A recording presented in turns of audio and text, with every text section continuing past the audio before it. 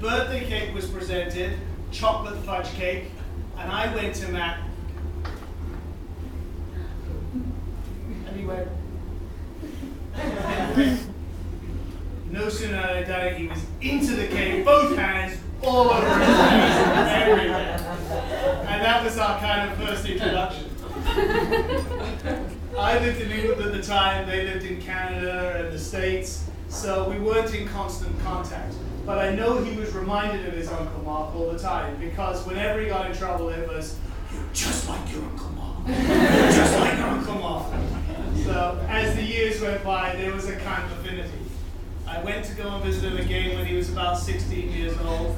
A little wayward, as most 16-year-olds are. He had started to get into a little bit of trouble at school, nowhere near as much as I did, so I didn't think the comparison was fair. He didn't live up to my expectations. I didn't expect him to land on my doorstep at age 19, which he did. Flew into Heathrow Airport, played hockey the night before, stunk to high heaven.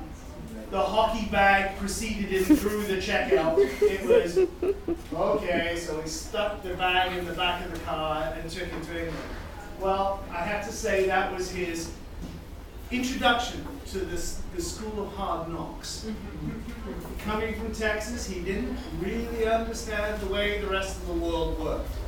So we had to work on him, bit by bit.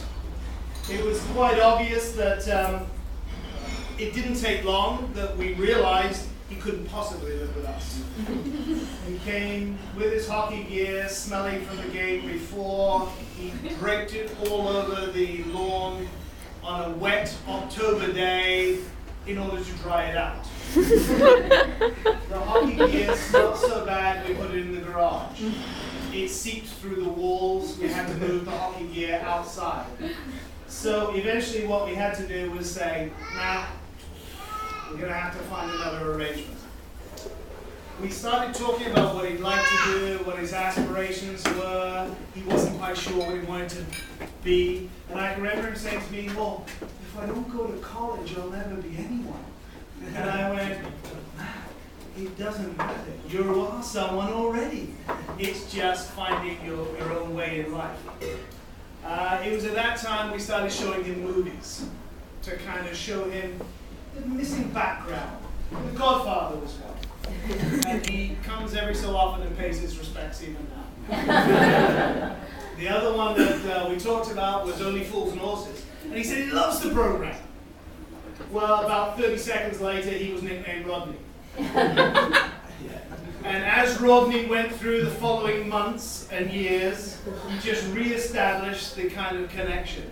I know that kind of calling him Rodney kind of makes me either Del Boy or Uncle Albert. I'm not sure, somewhere in between. But the instances we've had have been a laugh. He has been so funny, so amusing. He's made us laugh more often than he's made us cry. And we have welcomed him into the family to say, well, this is something that we never possibly could have imagined. Some of the strangenesses you touched on in the past, but I have to say there were so many other things that went on. When he first arrived, we got him a car.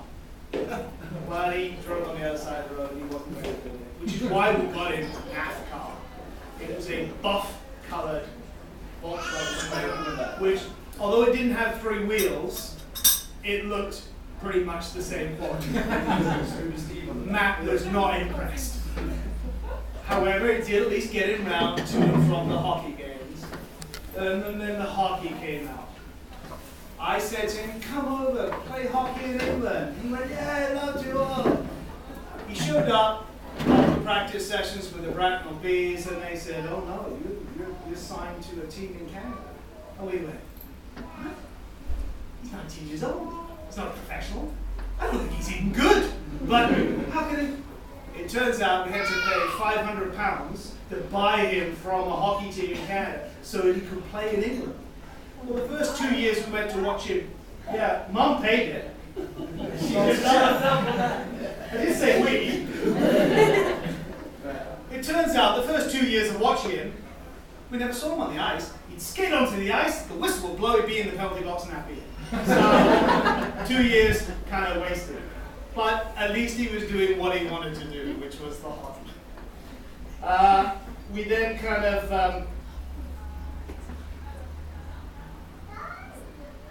stop for a second there. I'll go on about other things that happened. When we talked about the Rodney, it wasn't his only nickname. It was almost constant week's barrage of new nicknames that came on.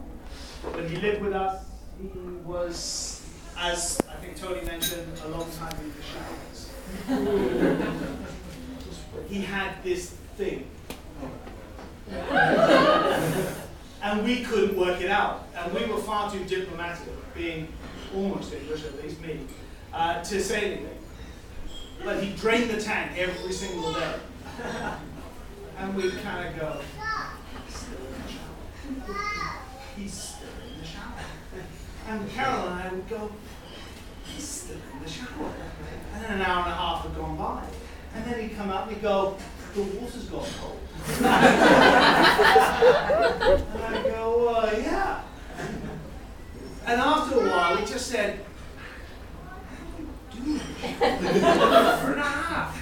He goes, nothing. I said, look, you can't spend an hour and a half in the shower every day doing nothing.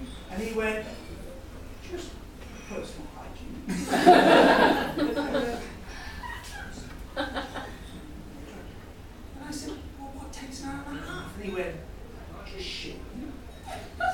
So, just shave it. I went, it's not necessary to shave every single part, including the palms of your hands and your feet. You just, it can't work. Do it in Texas. Do it in England. So that was probably his introduction to what we were doing over here.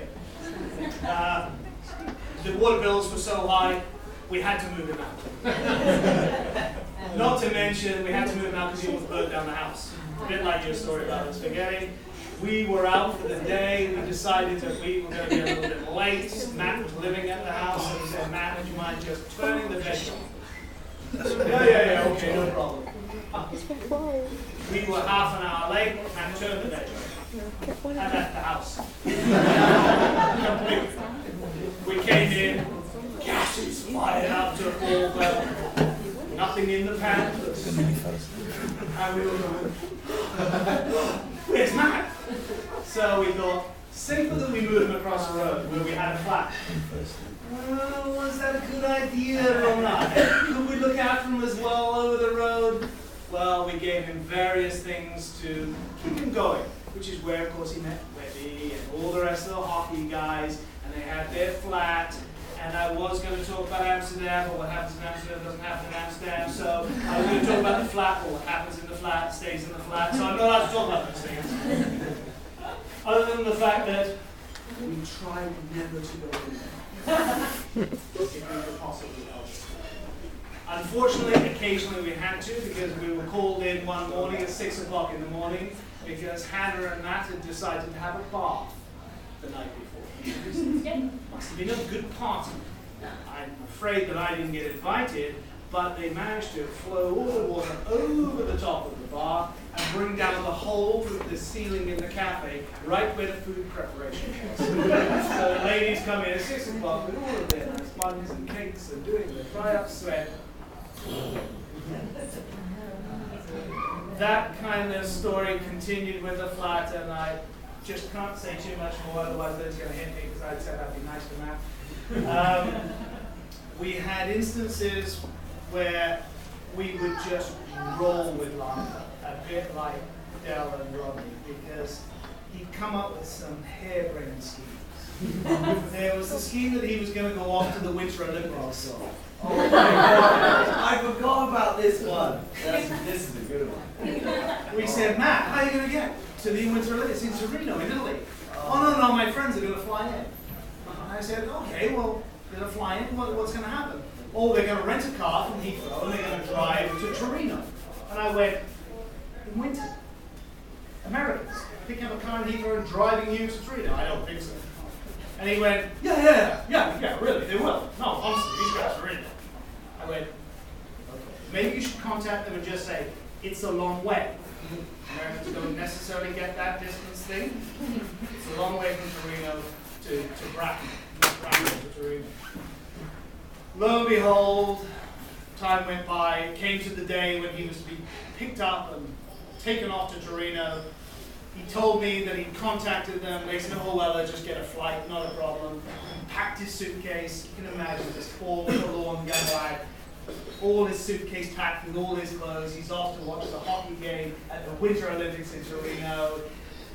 And that's as far as he got. Because he sat by the door waiting for the poor person to show up. And they never did. And what was their name? Tell me, I'm telling a true story here. It was, I remember. I was about 1 in the morning, you're still there. I never actually met the person. And we were going, Rodney. Oh, God. Yeah, I forgot about it. Or there was a time when he's been through several cars, and I won't go through all the car stories because it'll bore you, but he decided to buy a car over the internet off eBay, and it was an MG Sport, whatever it was, yeah. Decided that he was going to travel up to Birmingham to get this car. He phoned me on the phone to say, hey, which is the way he always answers the phone, hey, well, I'm in Birmingham. They're taking things off the car. And I went, what do you mean they're taking things off the car? And he went, no, they're taking bits out of the car and out of the doors. And I went, well, have you bought it? And he went, no. And I said, that doesn't sound right. And he said, well, there's a bunch of them and they're kind of Asian guys and I think I might buy it. And I went, Matt, walk away. Walk away. Doesn't sound like a good deal.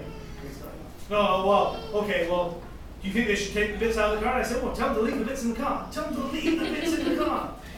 The next thing I hear, he's bought the car. He hasn't just bought the car. He's been swooped by the police at Birmingham Airport because they've done the exchange with a bunch of Asians with cash right on the fence of the airport. And the police have swooped in, because the SWAT team, because they thought there was a deal going on or something. Well, when he got the car back, I just went, it's tied on with tie wraps and stuff, and I just went, oh, you almost got arrested. Machine gun before that was. Robbie's reappeared his head. It was quite funny when Matt and Hannah met, because Matt thinks that we have this second son. We just know everything that's going on before he does. And in their case, we did. Because Hannah was at college with Caroline's niece. And Caroline's niece had talked to her auntie about this comedian that she'd met and said, I met this really nice Canadian guy. And she started talking about it, and Caroline said, his name was Matt. Yeah, how'd you know? And she said, that's my cousin. So we then saw Matt and said, oh, is there anything new, Matt? You sure there's nothing new? Nothing happened? Nothing interesting? So you haven't met anyone then? No. Well, no. Well, yeah. There's this girl. And we went, oh, the name wouldn't have to be Hannah then. How'd you guys know? I know these things before I do. Good. Rodney, in truth, he's enriched our lives in the past 10 years, immeasurably. There have been catastrophic moments where we've gone, oh no, when he get a phone call in the middle of the night to say he's taken a hockey puck to the face, and we go pick him up at 5 o'clock in the morning, and his face looks like Elephant Man, and we just go, oh, what did we do? And then we have to take him in the car all the way to London to see the specialist, and he hasn't changed out his hockey puck, which he never ever washes. I know he never washes because he thinks that it washes the muck away. I say that because Caroline washed his jockstrap once and he went berserk.